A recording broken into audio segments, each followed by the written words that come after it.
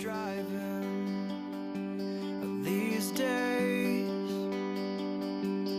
Why are you trying to earn grace? Why are you crying? Let me lift up your face. Just don't turn away.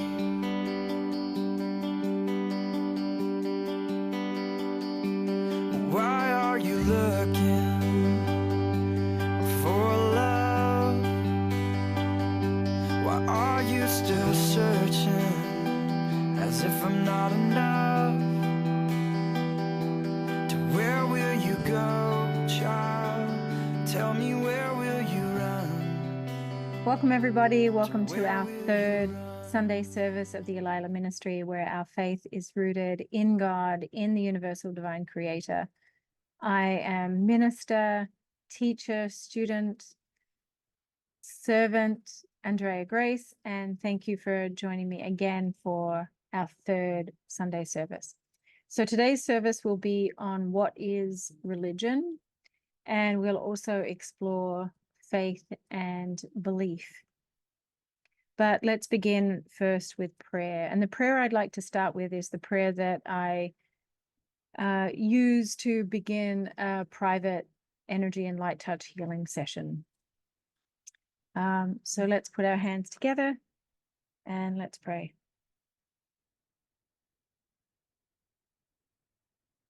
And I'm inviting the infinite great creator, our Father in heaven, together with the Divine Mother, our personal angels and guides, ancestors and family members who are living in the light of the universe. We're inviting our whole spirit team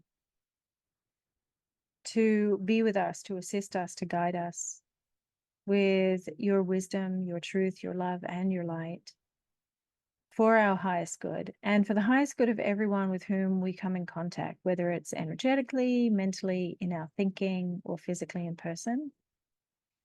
And we're asking anything still born out of the belief of the small separate self, out of the belief of separation, that we then experience as guilt, fear, anger, worry, sadness, grievances. We're asking this part to be illuminated by the light of our true nature, our true original essence, so that we can remember who we are, so we can best fulfill our divine mission here. And so to this, we say, thank you, it is done, and so it is.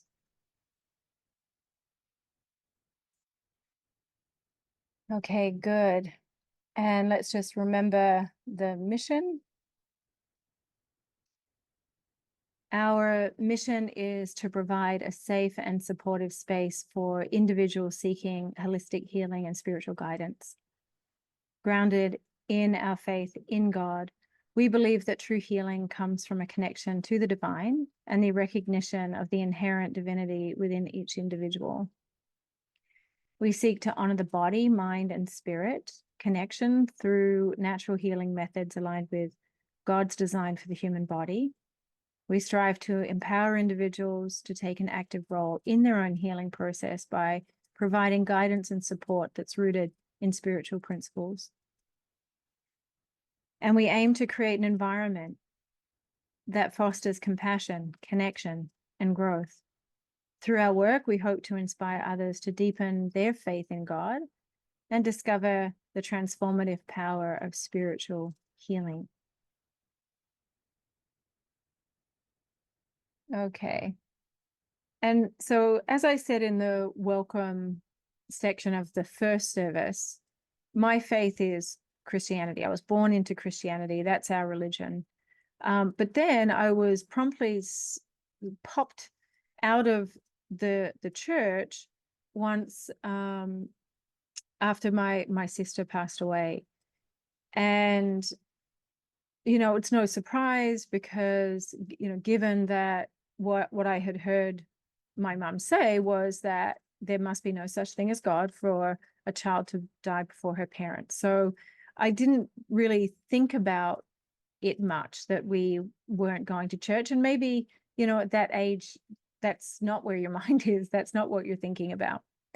But then as I became a teenager, that kind of lack of caring or that indifference turned into an active disdain and a judgment for others who actively proclaim themselves to be religious, and to believe in God. In fact, as I continued through my teenage years and into early adulthood, I had disdain for Americans because they were always saying, God bless America. And so, so my thoughts were that people who believed in God must be naive. They must not have a handle on their own individual critical mind, because didn't they know that there was no such thing as God? And so I ended up calling myself, I came across the label agnostic at some point. I don't know how or where that came from. I don't have memory about that. But at the time in the 80s, there was a resurgence of atheism. And, that was the time of Iggy Pop and, it was the 80s. And so I knew I wasn't atheist. I didn't feel that. I felt there was something, because I did feel that there was this incredible intelligence to nature, to my own body, that I didn't know. So I wasn't willing to, even though my mum had said there's no such thing as God, I myself was not willing to set that aside altogether, even though I couldn't intellectualize it at the time. So I ended up landing on this label of agnostic. We can take a quick look at it together here. So the is a prefix that means not, and the no is from the Proto-Indo-European languages, meaning to know, and the Greek gnosis means knowledge or awareness. So agnostic means knowledge. Basically, it's summarized to mean that the knowledge of the original cause, being God, cannot be known and is unknowable. Agnosticism was either in response to an early church movement known as Gnosticism, which is seeking to know, or it could also be a reference to Paul's mention of the altar to the unknown God in Acts. So that's up for debate, which we're not going to do here. But anyway, this is where I landed. It's not saying, honestly, that there's not anything, because I couldn't unknow that there was something very intelligent about nature and about the world and how the world worked, because I didn't know a lot, but something did. I didn't know how to make a baby. I don't know how to make a spider's web. I don't know how to tell the bee to go to a certain kind of flower. I don't know how to repair a bone or repair my skin. I had very bad eczema as a child as well, and was in that cycle of healing, and then the skin would break open. So there was something incredibly intelligent all around me, and I was a part of it. But I had separated that from the word God. And so anybody who used the word God, yes, I deem them to be very naive. Religion is actually an effect of the part of us that is seeking that which is beyond ourselves, that recognizes that there is something greater, something more intelligent, something more organized, and miraculous and brilliant than ourselves. And we know that religion is influenced by this innate tendency to worship, which is to bring reverence to that which we deem worthy. And that inside, not everyone, but for those that have this deep desire to seek greater wisdom, which then results in the realization that not everything is as it seems. There's something beyond the material, something beyond the temporal, and that there is a deeper truth available to us. It's just a matter of how do we access that. And so inevitably we start to seek, and we look for teachers who have that knowledge, or seem to have experience or insight that we don't yet have. And so then as a collective, we organize ourselves to bring more of that into the room, so that we can spiritually evolve together, if I had to say. So there is a deeper truth available to us, and life will often give us these experiences. Maybe you have had experiences, these little, there's a Japanese word called satori. It's like a little enlightenment, a little illumination, an insight where you didn't have insight before. And so one of the insights that I was graced with was that moments before my sister passed away, she actually announced that she was going to die. She said it matter-of-factly, in the same way that she would share that she was going to have a Vegemite sandwich for lunch. It was that mundane. It was that indifferent. And so it, to the point where my response to her declaring that she was announcing that she was going to die, my response was, don't be daft. No, you're not. But then that's what happened next. And I'm sharing this because what I observed directly was that there was no fear in her. And just to remind you, she was 7. There was no fear. There was no tantrum. There was no panic. There was no upset. Again, it was just simple. It was a simple, she simply declared what was going to happen, and then that's what happened. And so, what I couldn't unknow from that experience was that while that death seemed to be part of the mundane, and it didn't seem to be such a big deal for the people who go. But of course, it's excruciating for the people who stay, of course. And so then, I shared also, my father passed recently in February, and I was able to spend 2 weeks with him before he passed away. And by the time I got there, he was pretty much nonverbal. If I held his hand, he was able to, rub my hand.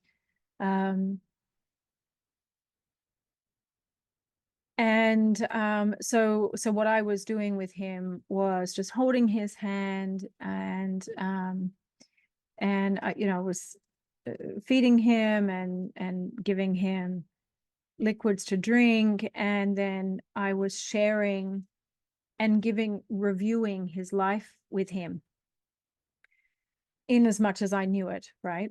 And so then, as I sat with him, I said, and this was maybe a couple of days after I had gotten there, and I said to him, Dad, you don't have to stay here. We can call God in. And I saw his face grimace, and I thought, did he not like what I just said? Or does he have pain, or did he pass gas? But anyway, so it was enough for me to hesitate. And so I dropped it. And then a couple of days later, I was holding his hand, and I'd just gone through his life review again. And I said, Dad, you don't have to endure this. We can call God in. And as I started to go in that direction, he announced no.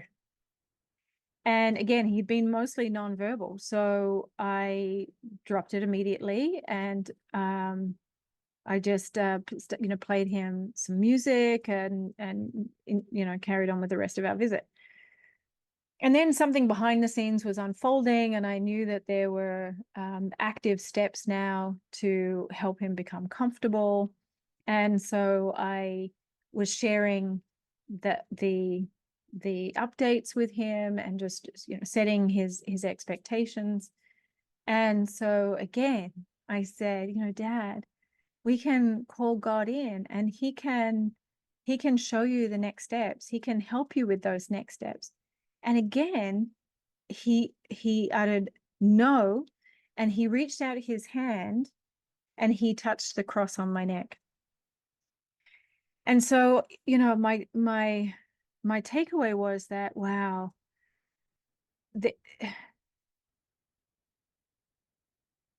it has its own timing. This is his business. His passing is his business. It's God's business, and it has its own timing. And I had to be reminded that it's beyond the body. The timing, it doesn't matter what the body is doing. It transcends pain even. I was going to say too that over the years, as I've been doing my work, it's also become clear that there is this period of time when the body, how can I explain, where all the information that the body mind has accumulated over the years, all the experiences, it seems to get uploaded. And so I remembered that, and I remembered that, there is a timing to all of this, and again, it's really, it can't be forced. And I think that this is really what faith looks like, through the human experience and through human story, is that faith in the faith that he is okay, that everything has its perfect timing, that there's something on the other side of it, and it's all okay. It's all okay. So just to summarize, for me, my life experience has gifted me 2 insights that have anchored me into a faith that there is something greater than the human experience, that there is something more wise, more loving, in which we exist, out of which we are born, into which we'll return to. And so if I had to say, that is the foundations. But the two wisdoms that I received, I guess, was, number one, that I'm not the thinker of my thoughts, which I shared last service, and 2, that death is kind of a non-event. It's a non-event for the people who leave, And I'm not discounting that it can be excruciating for the people who are here, who stay, that feeling of loss.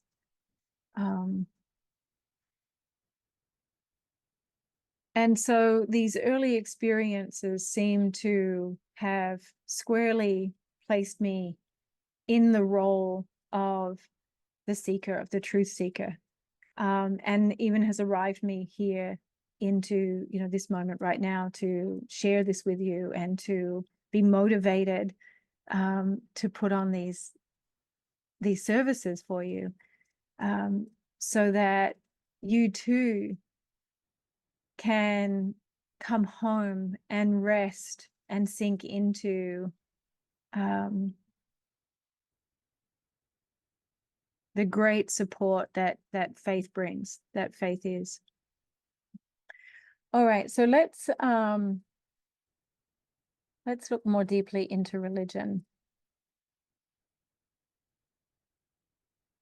So we have the predominant world religions that you can, no doubt rattle off on your fingers. If I had to say, religion has gone through its own evolutionary cycle. And I think that it's a natural component of our spiritual evolutionary process, that religion is the desire to unite in a like-minded and like-hearted way. So very early religions were born out of a collective fear of ghosts and the dark and unseen things. And then religion, people gathered together as a way to control the ghosts and the spirits and the unseen things. And then religion has also been a way that society manages the mysterious, and has also, as you know, no doubt, has been used as a means to control. And religion historically has been humanity's earliest law enforcers, society's police, and judiciary. The ingredients of religion, if we had to say, include worship. Religion also includes rituals and rites that are symbolic, and I would offer not to be taken literally. And religion includes such ingredients as altars and shrines, and even relics, and then the houses themselves, which are the churches, the temples, the basilicas, the cathedrals. And then religion comes with its icons, again used for symbolic purpose, but can also be used. So everything that I've just described as ingredients of religion can be used as a way, as a bridge to connect with the mysterious, to connect with that which is unknowable, ironically.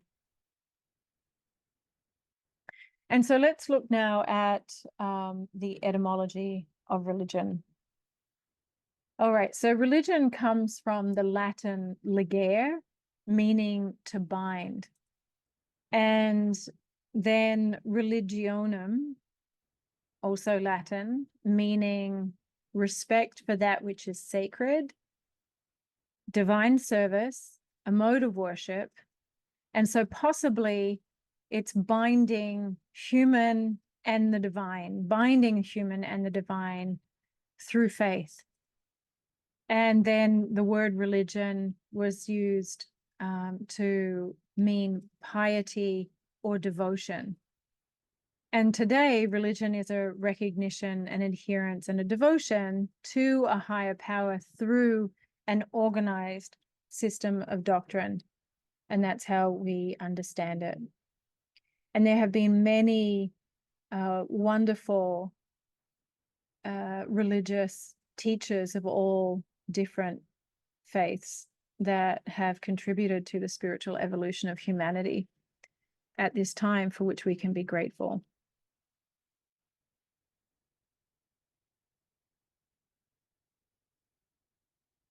So in our ministry, as we defined religion, and if anybody wants to copy edit this, I'm open to it. But here's how it's come out. Let's see. So we believe in God, the infinite, eternal creator, the universal Father. All right. So religion as practiced in our ministry is faith trust, and assurance, faith, trust, and assurance in God and in the human soul. So religion for us in our ministry, which is really what I'm getting at here so that you can understand it, is the experience. Religion is the experience of divinity in the consciousness of a moral and righteous human being. Faith reveals God in the soul. Faith reveals God in the soul. So it's acknowledging that God exists in the soul, in the human soul. Our ministry helps support an individual's personal relationship with God and the vicissitudes of ethical conscience and moral consciousness, which is a harmonious coordination of knowledge, wisdom, faith, truth, and love, while nurturing mental tranquility, mental calm, mental clarity, moral enlightenment, ethical intuition, God consciousness, which we can summarize really as God consciousness, for a happy and healthy mortal life, and faith in the soul's eternal life. So for us, religion does not include altars and rituals, although I guess for me personally, the prayer has a place. There are no robes. In fact, we don't even have a traditional church building, but I'm open for that too, if you know of any. So, how I see it is that I think that the institutionalized church, actually, through this density of ritual and dogma, actually endangers the personal and intimate relationship that one can have with the Universal Father, because it's an attitudinal thing. It's that, okay, well, I'm showing up to church every Sunday. I get lectured to, maybe I feel I feel ecstasy arising inside of me, a bliss state inside of me, emotions arising inside of me, and then that's it for the week. Whereas what I'm pointing at is that this is a relationship. What this ministry is helping you do is to develop a personal and intimate relationship with the divine, to know him as he knows you, to have conversations, to speak to him like a best friend, to receive those inspired thoughts, to help open that channel so that humanity ceases to be deceived and ceases to be distracted. So over the years, I can see how, I can understand how and why we've become self-conscious about religion.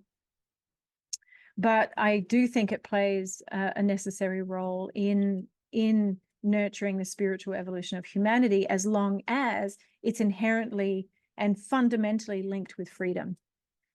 And so that's why this ministry is considered under the protections of a free church, to practice our faith freely, and is not organized to be tied to the government, because once that link has taken place, then you are not 100% free. And so just to summarize, the core precepts perhaps of the ministry is that there has to be a desire for knowledge and for a deeper wisdom. So, and that the precursor to that is the acknowledgement that there's something greater than myself. So through the acknowledgement that there's something greater than myself, out of which I was born,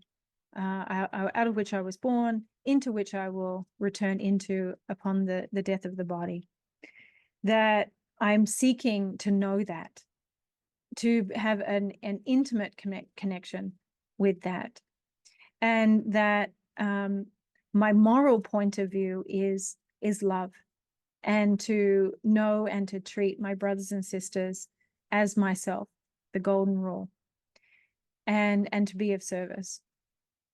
So these would be the guiding principles of the religion here through our ministry. And so I would invite you to take a moment to list your guiding spiritual, ethical, and moral principles. You know, perhaps you want to draw these moral principles from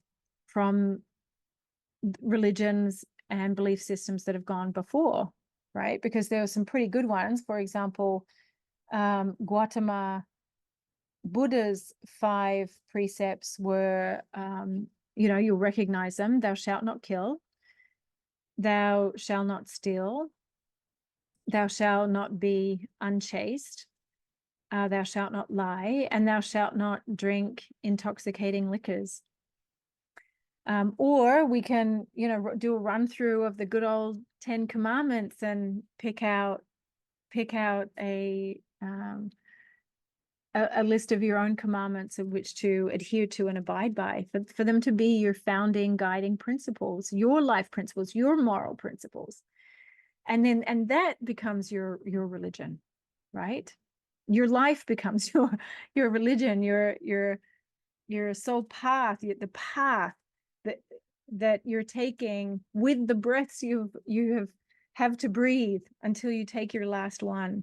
That must be your religion.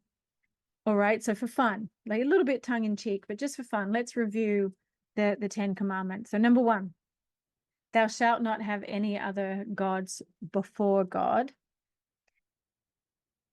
Okay, just as a pause.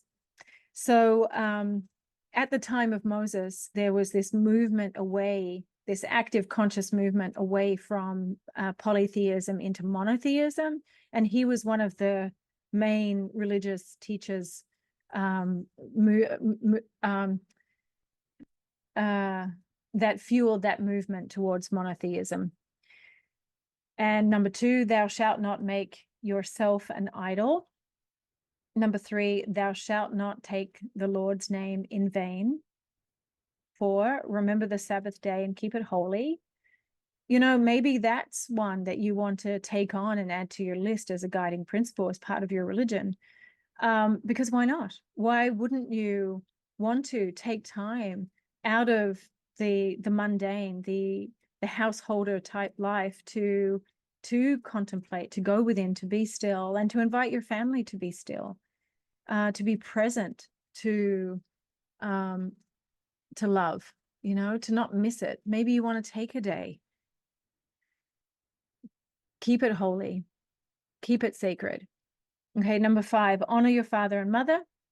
6, thou shalt not kill, thou shalt not murder. 7, thou shalt not commit adultery. 8, thou shalt not steal. 9, thou shalt not testify or bear false witness against your neighbor. 10, thou shalt not covet. Thou shalt not covet your neighbor's house.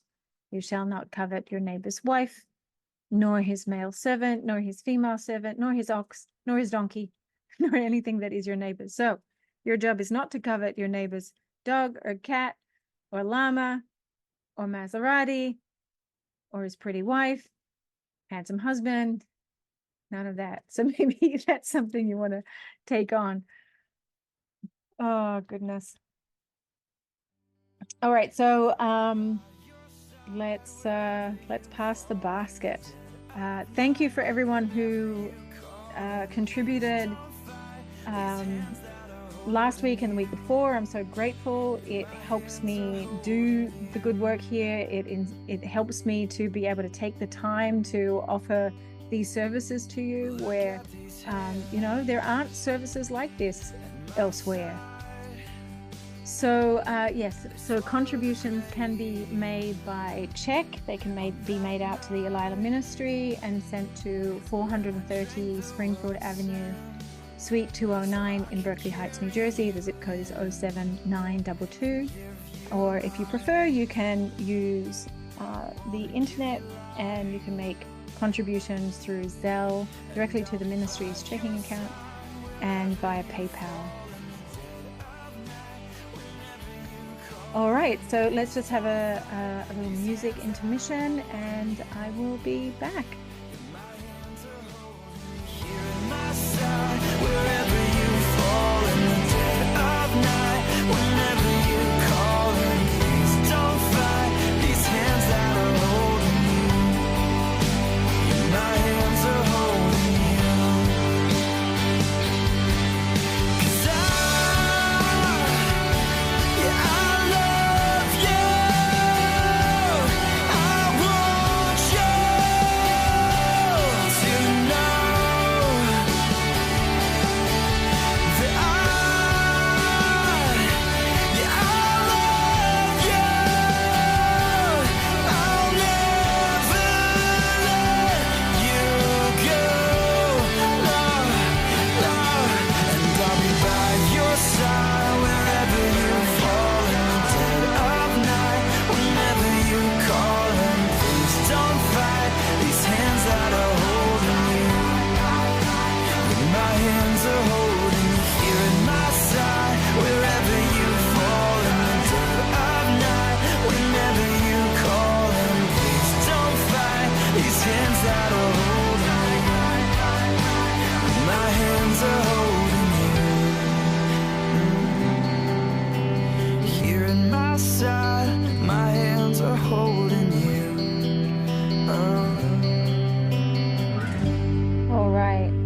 All right, welcome back.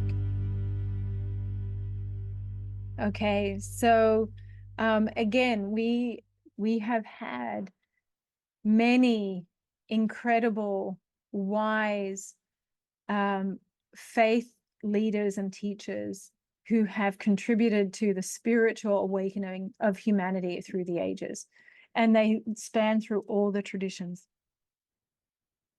We can include, of course, we can include Jesus of Nazareth as one of our ministers, the greatest ministers and teachers, and thank God for that,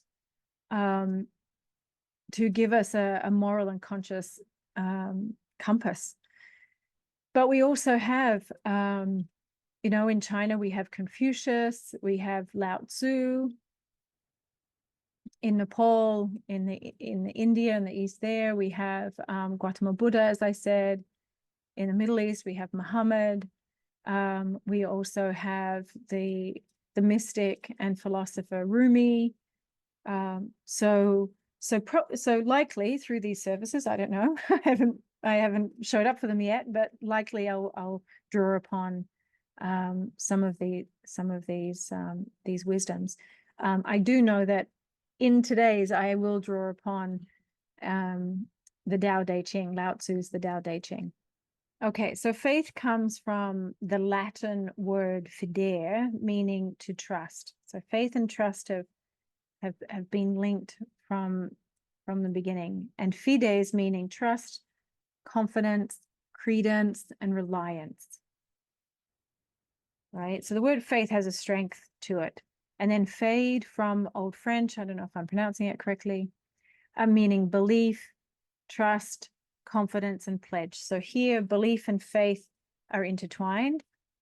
And then we have faith from the Middle Ages English, meaning faithfulness to a trust or to a promise, loyalty to a person, as well as honesty and truthfulness. So as I was looking at this, I also came across the old differentiation between trust and faith. And so trust was used as in the omnipotence of God. So we trust in the omnipotence of God, in that which is beyond ourselves, that which is intelligent and wise and loving and all-knowing. And then faith is the act by which man earns God's favor. So we're trusting in the all-powerfulness of God, and then our faith is illustrated by the acts through which we show our trust in him. Okay, And let's now compare with belief. All right, so the B is a prefix. That means about, all around, completely, on all sides. And then lief comes from the Middle Dutch meaning dear or beloved. So then belief came to mean holding completely dear, and you're holding something completely dear. So in olden times, belief meant putting trust in something. It was in the late 13th century that belief came to mean thoughts or opinions about something, which is more what we use the word belief for today. So what we find, if I was to make a distinction between the two as they're used now, faith and trust come from the observation that there is something greater than myself. There's a greater love than myself. There's a greater wisdom than myself. There's a greater intelligence than myself. There's a greater organizing energy than myself. And then to seek to know that, to seek to gain that knowledge and that wisdom for myself, for ourselves. And so faith is that trust through our own existence, through our own minds, through our own direct experience and observations, reveal to us a greater awareness that perhaps we are here as a manifestation, as an extension of that greater thing. Whereas the belief seems to be more through the critical mind, and it may be adopted or inherited, but it comes through the thinking process. Because just because you believe it doesn't make it true. The power of faith can be revealed simply, for example, in the trust that I'm okay and that everything will be okay. Even when the unwanted, the unexpected, the unpleasant occurs. That's faith, which is a strength. You can find the strength in that. And it seems to me that faith is neutral. Whereas when we arrange our beliefs, our ideas about how the world works, then it gives us something to fight about. It gives us something to defend. And if another's beliefs aren't congruent, are not a match, then we also go to attack. So it seems to me that beliefs can be threatened and faith cannot, because faith just is.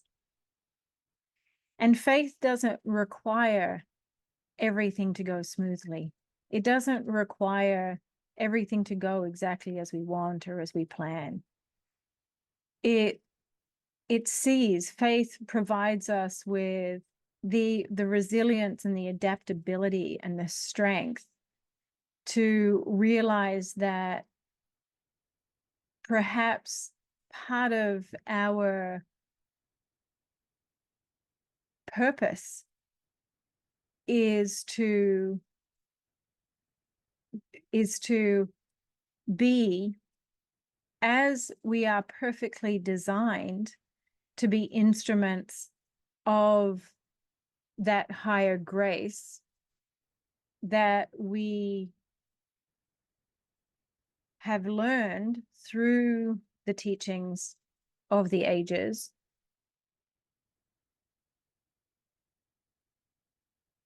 And so when we live from a place of faith in something greater than ourselves, in the omnipotence of the higher power, let me use that language for now, in the higher power, then it naturally has us asking, well, what is this all for? What is this for?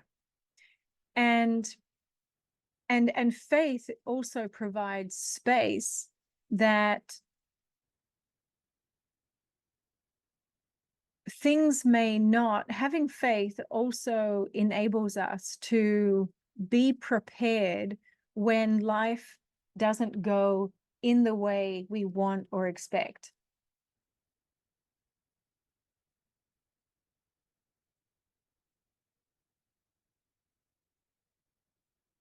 Because faith affords us this this realization that somehow it's for us.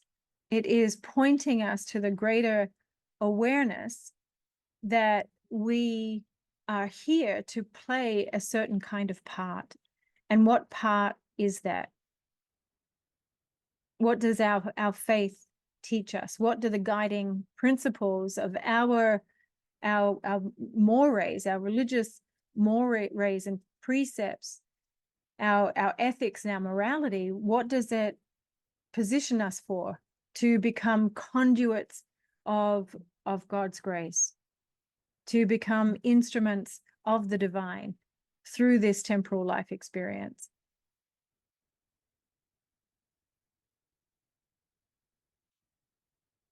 Through our own observation, through my personal own observation, what I've come to notice is that my greatest knowledge has come through the greatest of adversity. And so we're not here to be safe. And so if there is a belief that this life should be a safe one, that should be questioned. Our beliefs should be also listed out and questioned to seek the deeper truth. There's something, faith connects us to the underlying truth, whereas belief, in the way that we understand it now, can serve to be a distraction from the truth, especially when we, arrange ourselves behind our beliefs. But if a belief hurts, then it is a distraction from the truth. If a belief hurts, it's a belief to be questioned until we find the underlying piece that is holding it up. That's there underneath it all. So what if we are here to discover that we are to live this life following the middle way that the Eastern philosophers, like like Lao Tzu in the Tao Te Ching, were pointing us to. And Jesus's teachings also point us there as well. So let's just take a look at just one of the chapters of the Tao Te Ching. Let's just take a look at it. All right, so there are many chapters in the Tao Te Ching. So I picked this one because it's kind of where we're at. It seems to also incorporate the faith versus belief. All right, so it's also well known that Lao Tzu had a meeting with Confucius, and so this chapter might have come out of that. It's speculation. But maybe. So let's take a look at it. So, accept disgrace willingly. Accept misfortune as the human condition. What do you mean by accept disgrace willingly? Well, accept being unimportant, Do not be concerned with loss or gain. This is called accepting disgrace willingly. What do you mean by accept misfortune as the human condition? Misfortune comes from having a body. Without a body, how could there be misfortune? Surrender yourself humbly, and then you can be entrusted to care for all things. Love the world as your own self. Then you can truly care for all things. So this is miraculous because it's bringing up the golden rule. And it's teaching us that this world is inherently unsafe. But how does one navigate if we're coming from that point of view, if that's our worldview, that the world is inherently unsafe, how do we navigate that? Well, first, it's through accepting. It's accepting that the world is inherently unsafe. But we have faith that we came here for a purpose, that we came here to still play a perfect part in the face of that unsafeness. And that in the face of that unsafeness lies our greatest teachings and our greatest wisdom. And this also reminds me too of James. So James is Jesus's brother, and so there's a great wisdom in James 26. So, and it's saying more or less the same things. So the wisdoms are there, right? And unavoidable for us if we're looking. All right, so it starts with the sin of partiality. My brothers, show no partiality as you hold the faith in our Lord Jesus Christ, the Lord of glory. For if a man wearing a gold ring and fine clothing comes into your assembly, and a poor man in shabby clothing also comes in, and if you pay attention to the one who wears the fine clothing and say, you sit here in a good place, while you say to the poor man, you stand over there, or you sit down here at my feet. Have you not then made distinctions among yourselves and become judges with evil thoughts? And remember that evil is simply where our will has departed from God's will. Listen, my beloved brothers, has not God chosen those who are poor in the world to be rich in faith and heirs of the kingdom, which he has promised to those who love him? But you have dishonored the poor man. Are not the rich the ones who oppress you and the ones who drag you into court? Are they not the ones who blaspheme the honorable name by which you are called? If you really fulfill the royal law according to the scripture, you shall love your neighbor as yourself. You're doing well.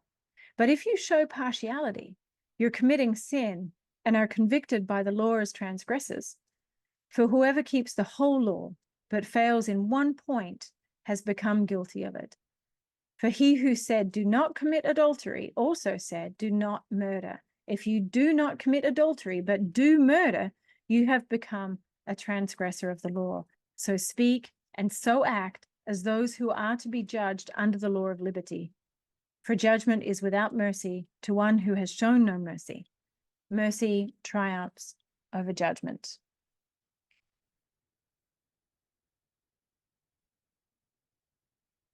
Okay. Faith and works. What doth it profit, my brethren, though a man say he hath faith and have not works? Can faith save him? If a brother or sister be naked and destitute of daily food, and one of you say unto them, depart in peace, be ye warmed and filled, notwithstanding you give them not these things, which are needful to the body, what doth it profit? Even so faith, if it hath not works, is dead, being alone. Yea, a man may say, thou hast faith, and I have works. Show me thy faith without thy works, and I will show thee my faith by my works. Thou believest that there is one God. thou dost well. The devils also believe and tremble. But wilt thou know, O vain man, that faith without works is dead? Was not Abraham our father justified by works when he offered Isaac, his son, upon the altar? Seest thou how faith wrought about his works, and by works was faith made perfect? And the scripture was fulfilled, which saith, Abraham believed God, and it was imputed unto him for righteousness, and he was called the friend of God. You see then how that by works a man is justified, and not by faith only? Likewise, also was not Rahab the harlot justified by works when she had received the messengers and had sent them out another way? For as the body without the spirit is dead, so faith without works is dead also.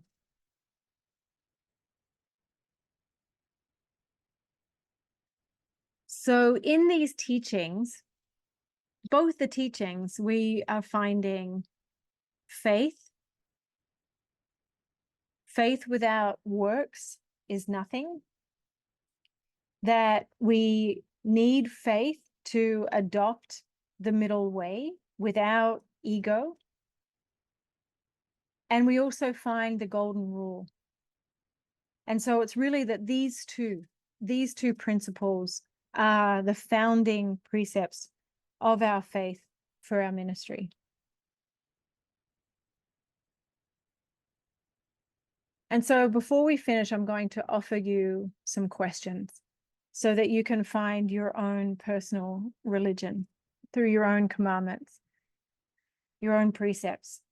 And so these questions, you can write them down, contemplate them today.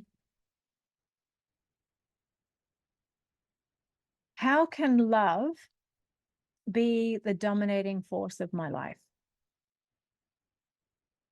How can I bring more love here in the face of the unwanted, in the face of the unexpected, in the face of the unpleasant? How can love still be a dominating force in my life? How can love be the dominating force of my life? How can I transcend selfish and temporal personal interests and distractions?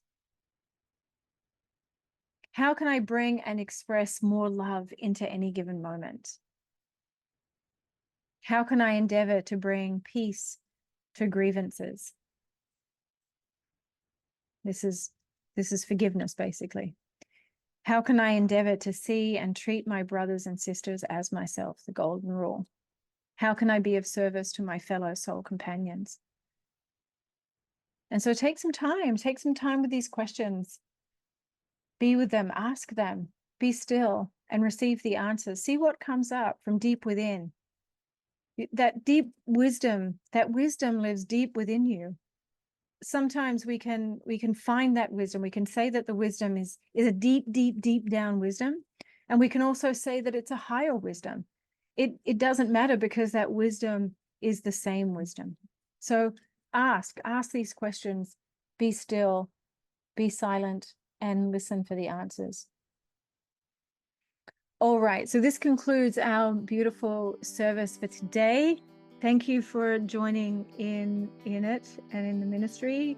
If you're not joining, then I'm just talking to myself, and maybe that's what it's all about anyway. All right, so just to remind you to look at the website for any events. If you're not local, I have a regular online meditation class, which is on the third Tuesday of the month at 7 p.m. You'll find the link in the calendar on the website. And then on the fourth Monday of the month, I offer a meditation and natural self-healing class for laying of hands. And if you do want to join me in person, I have the one-day spiritual meditation retreat coming up on June the 2nd. And coming up will be a 4-week spiritual development class Wednesday evenings, and then also a 4-week Reiki level 1 class. I highly recommend it. All right, so thank you. I will see you next time. Please don't fight these hands that are holding you. hands are holding you.